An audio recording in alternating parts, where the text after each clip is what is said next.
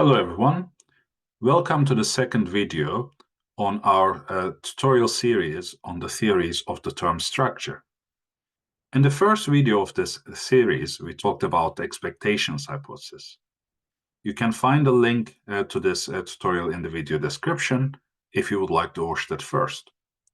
So in this video, we will move on to the second important theory of the term structure, which is liquidity preference theory. And the last video in this series will be about segmented market hypothesis.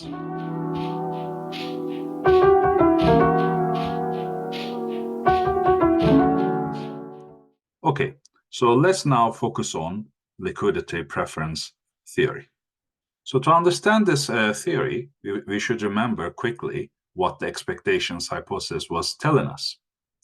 So according to this hypothesis, the forward rates essentially are equal to the expected short rates at any point in time. Okay. So, the idea was that there were some long-term investors and short-term investors, and to balance their needs, the forward rates will be matching the expected short rates. Whereas liquidity preference theory tells us something different. It says that the market is primarily dominated by short-term investors. So that means that for them to hold long-term bonds, which feature uncertainty, they need to be compensated.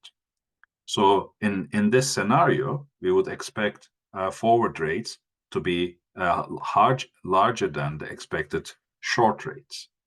And that difference will reflect what is called a liquidity premium. So this lambda term at the end captures the liquidity premium. To reiterate, so this compensates short-term investors for bearing risk when they invest in long-term bonds, which feature interest rate uncertainty. So how can we utilize this theory in explaining the different shapes of yield curves? So I would like to show you three different examples. So we will start with the most simplistic scenario, and we'll then build upon that. So here's our first scenario, our first example, where we have a constant lambda. So this means that the liquidity premium is the same for any maturity. And we will also assume a constant expected short rate. Okay. So if this holds, if we quickly go back to the previous slide, so this would mean that the forward rate will be a constant as well, because we assume that the short rates are constant, liquidity premium is constant, right? Then the forward rates will be constant as well. So this would result in an upward sloping term structure.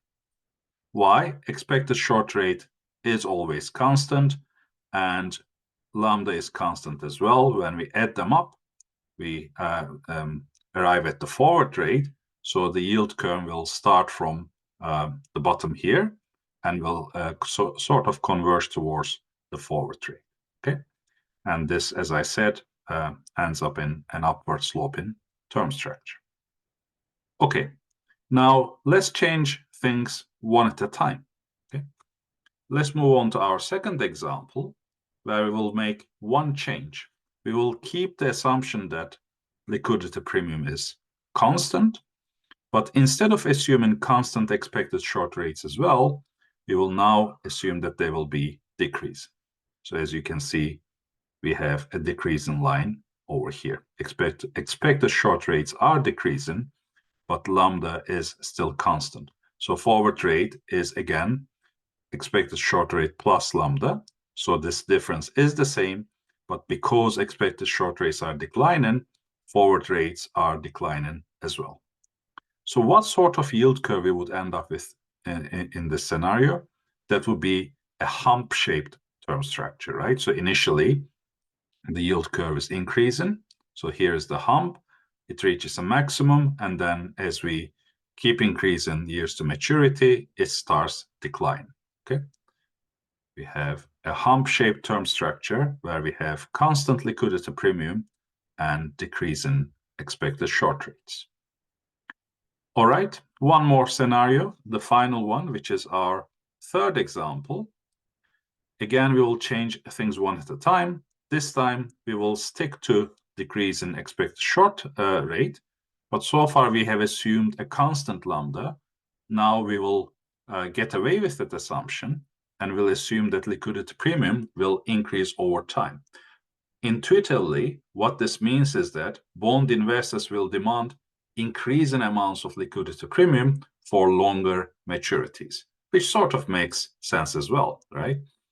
So we no longer have a constant lambda. As you can see, the magnitude of lambda will change with years to maturity, and it will keep increasing. So if I look here, let's say if I say this is lambda 3 is higher than lambda 2 and is higher than lambda 1, okay? And we still have expected short rates. In the previous scenario, we had a hump-shaped yield curve. In this scenario, we sort of revert back to an upward sloping term structure. Why? Because lambda is increasing over time. All right, so that's all I wanted to cover in this video about liquidity preference theory. I hope you have found it useful. In the next video, we will talk about market segmentation theory, which will be the final theory of the term structure of interest rates. See you in that video, and bye for today.